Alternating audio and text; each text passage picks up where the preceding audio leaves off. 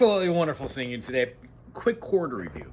When you pick up your instrument, the purpose of playing your spider exercises down, down, down, down is to just stretch those fingers all over all 4 frets.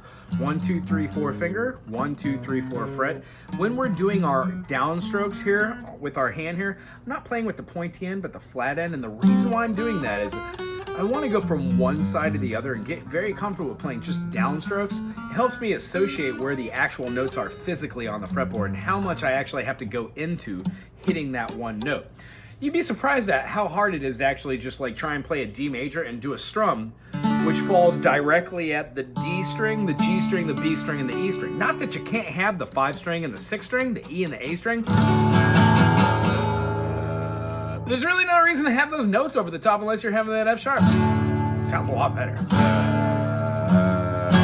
Long story short, when you get a new chord of the day, try that chord out with the other chord. So if you know a C major and a D major, try it with the other notes we learned. So today's concept is, if you learn how to play a D major and you know that a D major is a 1, 2, 3, 4, 5, 6, and a 7, and what we're talking about has nothing to do with the 6 and the 7, has nothing to do with really the 2, but yeah, you can do the 2 as well. A D, F sharp, A with the 4th, a G, is a D sus4. So would it not also make sense that if you were going to play an A major, A, B, C sharp, D, that if you were to play an A major and add the D note, you would get an A sus4?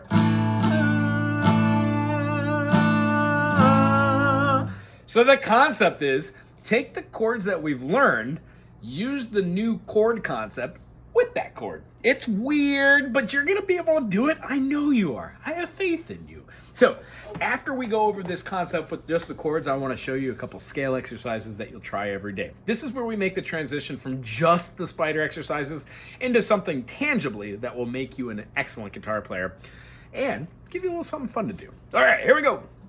Our D major plus the pinky makes a D sus4. When we play a D major and remove our finger that was on the top E string on an F sharp and remove it, it makes an E. That also is a sus chord. That's a D sus2. You can play the D sus4 with the high G, or you can play the D sus with the low G.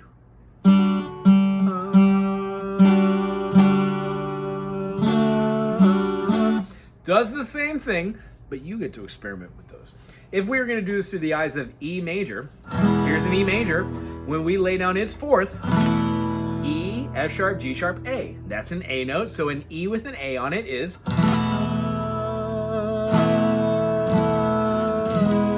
Hear the resolution? Try it with all those. What you'll be surprised is, when you hear these notes, you'll see a 2 and a 4 everywhere with these sus chords. We're going to talk more about that later, but I want to move on to scales. Our first scale starts with our C major being first finger, that is incorrect, 3rd finger on the 3rd fret on the A string. Makes a C. Open D above it, E at the 2nd fret, half step to the F, G is the open string above it, A at the 2nd fret, B is open, and then C is played at the 1st fret. All together, we've got a C, open D. Next, we're playing a whole step to the E. Here's our first half step. From the F, we're gonna go to the G. G is gonna go a whole step to the A. Instead of having a half, we're gonna have a whole step to the open B. And now here's our second half step. First time we go through, maybe say something like C to D is a whole step, D to E is a whole step, E to F is a half step, F to G is a whole step, G to A is a whole step, A to B is a whole step, and B to C is a half step. You can also say the names C, C, D, E, F, G, A, B, C. But the way we practice these would be in 2-note variations, 3-note variations, 4-note variations, 5-note variations, stuff like this. Here's what I would practice. The reason why our spider exercises move like this, and it shows us how to do half step, is when we start doing these scales, it involves half steps and whole steps. We memorize where they are, but they become fluid. The idea between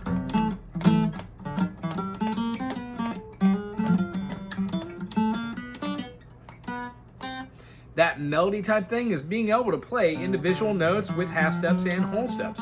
in a scale. Do, re, mi, fa, sol, la, ti, do. Finding out what notes work and what notes don't work. The way that I practice is like a 1, 2, 3, 4, 1, 2, 3, 4, 1, 2, 3, 4, 1, 2, 3, 4, 1, 2, 3, 4, 1, 2, 3, 4, 1, 2, 3, 4, 1. That's a 4-note pattern variation. So if somebody's playing like a, I know that in my arsenal I've got,